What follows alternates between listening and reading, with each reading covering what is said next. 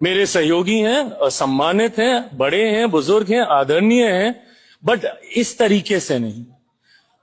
एक बिहारी, और बिहारी ही नहीं, कोई भी व्यक्ति की हत्या की जाए, भले वो समाज के किसी भी वर्ग से आता हो, वो देश के किसी भी कोने से आता हो, कोई भी भाषा बोलने वाला हो, किसी भी जाति का हो, किसी भी धर्म का हो, आप नहीं बोल सकते हैं कि मर गया तो मर गया। आपको अगर उस परिवार का दर्द का एहसास नहीं है तो उस पर नमक छिड़कने का भी कोई अधिकार नहीं।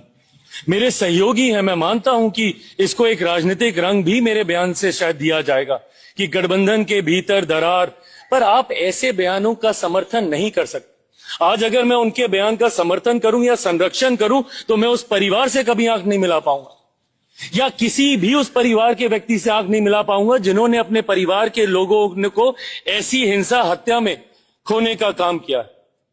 मेरा भी परिवार है, कल को भगवान ना करे कि मेरे परिवार के किसी सदस्य के साथ ऐसा हो, क्या मैं उस वक्त भी यही कह दूंगा कि मर गया तो मर गया?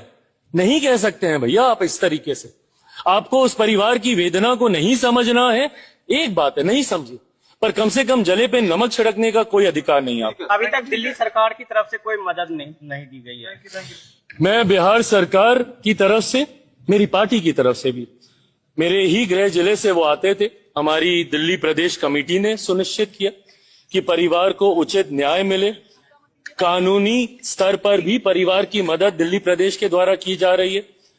हमारे सांसद राजेश वर्मा जी वहां पर गए, पार्टी की तरफ से भी आर्थिक मदद की गई, बिहार राज्य की तरफ से भी, मुख्यमंत्री सम्राट चौधरी जी की तरफ से भी परिवार की मदद की गई।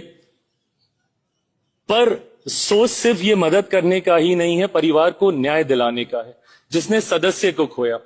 हम लोग आर्थिक स्तर पर तो जरूर उनकी मदद कर सकते हैं, बट उस भावना को हम लोग शायद ही कभी समझ पाएंगे जो अपनों को खोने के बाद परिवार को पीड़ा होती है। सोच बस उनको भावनात्मक स्तर पर भी हौसला बढ़ाए रखने की है, ये प्रयास हम लोग जरूर कर रहे हैं। Thank you.